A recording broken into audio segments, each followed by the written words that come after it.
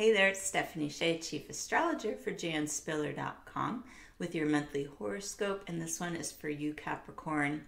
Here we go into April 2020. We've got some strong Aries energy as we come into this month, and even though we've got some limitations on us with these global quarantines, there are some forward-moving energies available, and Capricorns are very resourceful.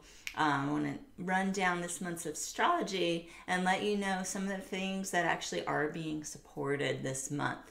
We've got the Sun in Aries through the 18th. This is really good, believe it or not, for home-related projects.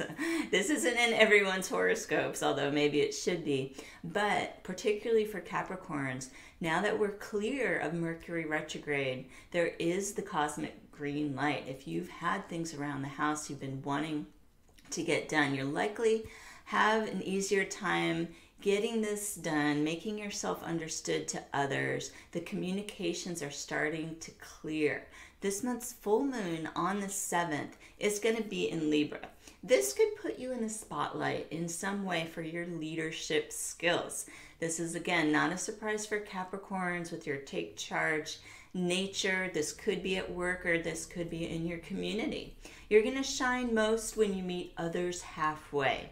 Even though you might be the one holding the bottom line, it's really the best time to employ skills of diplomacy. If tempers flare at this full moon, it's likely because somebody feels there's an unfair situation. Libra full moon is all about bringing everyone back into balance. What is the best way to create some harmony? And you may have to make some compromises. Now, the powerful conjunction between Jupiter and Pluto that began last month is going to be exact on April the 4th.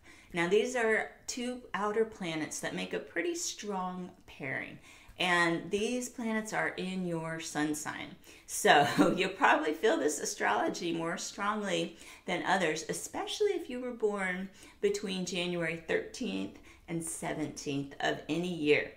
So this year and this month in particular for Capricorns, it's time to cut through delusion and denial in order to live your life more authentically. So this is definitely easier said than done, I realize, even for grounded Capricorns. But consider what might not be true for you anymore. This is the astrological question being provoked.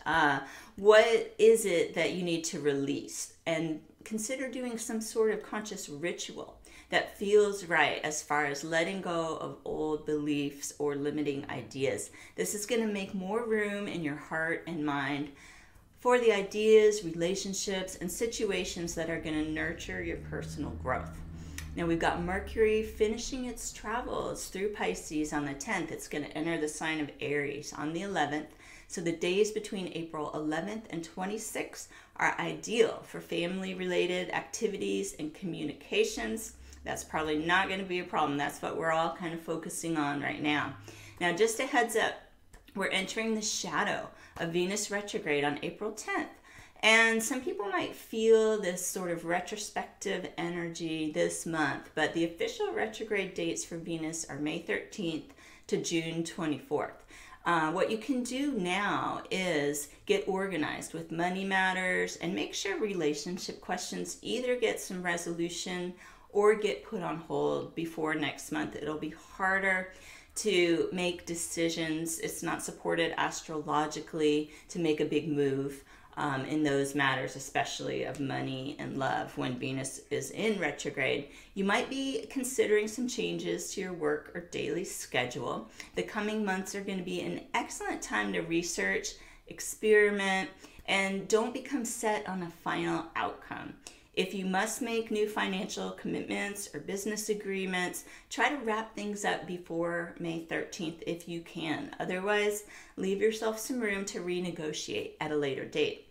We've got Pluto stationing retrograde in your sun sign on April 25th. This is going to initiate a cycle that will last until October the 4th. And during the time Pluto will be retrograde, you're probably going to be more in touch with your inner world. Listen to your intuition, especially when it comes to what needs to be simplified in your life. Now, the new moon on the 22nd will be in Taurus. This supports your intentions related to creativity, romance, stability, and gaining more enjoyment out of life. So I encourage you to set those intentions at the new moon and make the most of this month's astrology. Have a safe month of April, and I will see you back here next month with your horoscope.